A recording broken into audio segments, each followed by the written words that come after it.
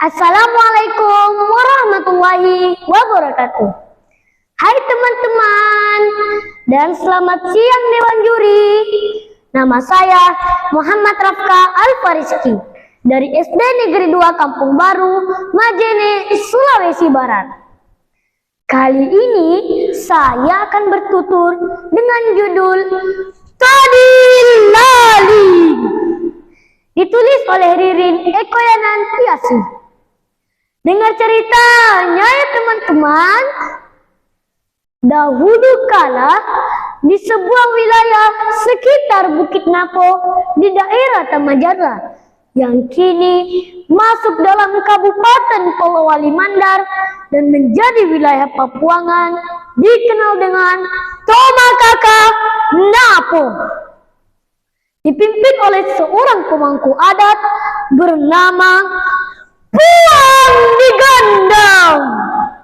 Kekayaan alamnya yang melimpah membuat rakyatnya makmur dan sejahtera. Tapi di balik semua itu, Tomakaka Napo sering mendapat serangan dari Tomakaka lainnya dengan cara menghabisi penduduk Tomakaka Napo. Jika ia laki-laki, mereka tak segan untuk membunuhnya, karena mereka tak mau ada yang menjadi penerus pemimpin Tomakaka Napo suatu hari nanti. Mereka memerintahkan agar Tomakaka Napo membunuh bayi jika ada warganya yang melahirkan bayi laki-laki, karena kalau tidak, mereka akan kembali menyerang wilayahnya. Hingga suatu hari, Tomakaka Napo Puang Digandang cemas dengan istrinya yang hamil tua. Di saat kelahiran anaknya semakin dekat, ia harus berburu ke hutan demi memenuhi kebutuhan pangan warganya.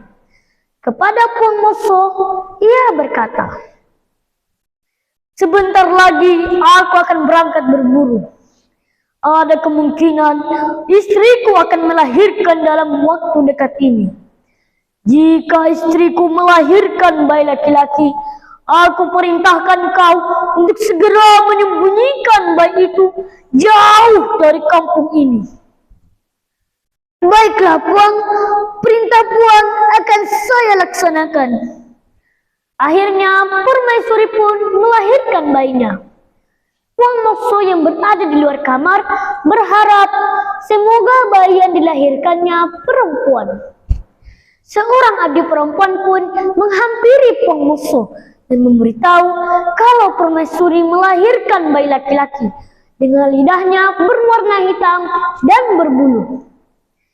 Setelah Permaisuri mengetahui bayi yang dilahirkannya adalah bayi laki-laki, maka dipanggillah Puang Moso. "Aku ingin bayi ini selamat, bantulah aku. Tapi bagaimana caranya agar musuh Tomakaka Napo tidak mengetahuinya? Aku percaya padamu, Puang Moso." Akhirnya Puang Moso segera membawa bayi laki-laki itu ke tempat persembunyiannya yang aman di Pulau Salemo dan menyerahkan bayi itu kepada kerabatnya Puang Tala. Setelah kembali dari Pulau Salemo, Puang Moso segera menyembelih seekor kambing, lalu menguburnya dan meletakkan batu nisan di atasnya, sehingga kelak para musuh Tomakaka Napo akan mengira kubur bayi laki-laki itu adalah putra Puang Digandang. Ketika bulan purnama tiba, Puang Digandang telah kembali dari berburu. Puang Moso segera menemuinya dan menceritakan semua yang terjadi atas kelahiran putranya yang telah melakukan semuanya sesuai perintah Tomakaka Puang Digandang. Beliau pun kembali melaksanakan tugasnya sebagai pemangku adat dengan perasaan tenang dan bahagia karena putranya telah dapat diselamatkan sesuai dengan rencananya. Roda waktu terus berputar.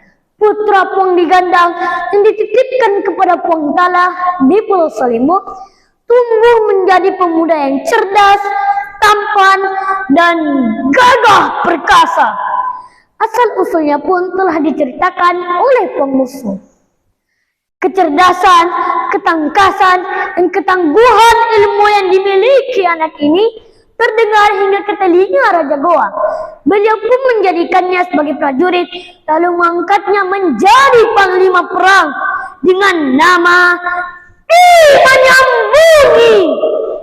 Sepak terjang panglima Ki Manyambungi yang berani dan cerdas membuat kerajaan Goa selalu menang dalam setiap pertempuran dan disegani oleh kerajaan lain, serta telah terkenal di seluruh penjuru negeri. Sementara itu, kondisi di Tomagakanabo sangat memprihatinkan sejak dipimpin oleh Papuangan Lego, pemimpin yang sangat kejam dan bengis.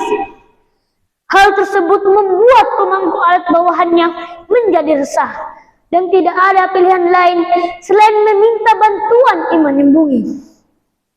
Maka diutuslah beberapa pemangku alat bawahan untuk ke Goa dan meminta kesediaan Panglima Ki Manyambungi untuk menyelamatkan rakyat Tomagakanabo dari kejaman pemimpinnya. Tabib Puang, saat ini kondisi di Tomagakanabo sangat memprihatinkan. Puang Digandang dan Permaisuri telah wafat, sementara beberapa keluarga istana lainnya telah mengungsi. Puang Moso masih hidup, beliaulah yang telah menyelamatkan keluarga istana. Baiklah, aku bersedia membantu kalian, tapi dengan syarat Puang Moso sendiri harus datang menjemputku. Berangkatlah Puang Moso ke Goa dan segera menghadap Panglima Ki Manyambungi. Dengan mata yang berkaca-kaca, Ki Manyambungi menyambut kedatangan Puang Moso dengan sedih. Puang Moso masih belum yakin bahwa Ki Manyambungi adalah anak yang ia selamatkan kala itu. Maafkan aku, Tuan. Bisakah Tuan menjulurkan lidah sebentar? Ki Manyambungi pun menjulurkan lidahnya. Puang Moso segera memeluknya dengan erat, lalu memberitahu bahwa dialah anak Puang Digandang. Ki Manyambungi sangat berterima kasih kepadanya karena telah menyelamatkannya sejak kecil dahulu. Saat tengah malam, Puang Moso dan Ki Manyambungi beserta beberapa pengikutnya meninggalkan istana kerajaan Goa menuju Bukit Napo. Sejak saat itu, Ki Manyambungi digelar dan dikenal dengan nama Tadi Laling. Tadi Laling mengajak para warga untuk memerangi pemangku Tomagakanabo dan menyerbu wilayah kekuasaannya. Aku datang ke tanah Mandar untuk menyelamatkan tanah kelahiranku. Ha ha ha ha ha. Jadi kau Panglima Ki Manyambungi yang masyhur itu ya? Namamu mendahului kehadiranmu. Suatu kehormatan bisa bertarung denganmu. Tapi jangan khawatir, aku akan membunuhmu tanpa menyiksamu. Setelah itu, kerajaan Goa akan aku ratakan dengan tanah. Ha ha ha ha ha ha. Pertarungan keduanya pun berlangsung sangat sengit. Akhirnya sebuah pukulan telak menghantam dada Puang Lego. Ia pun jatuh terkapar di tanah dan tidak bangun lagi. Pertarungan pun berakhir. Seiring berjalannya waktu, pemerintahan Tomagakanabo berubah menjadi kerajaan Balanipa.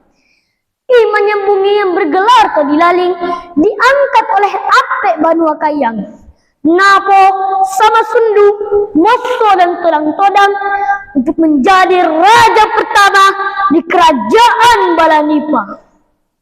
Demikianlah cerita saya. Pesan moral dari kisah ini adalah kebenaran akan menumpas kebatilan. Wassalamualaikum warahmatullahi wabarakatuh. Salam literasi untuk kami anak negeri.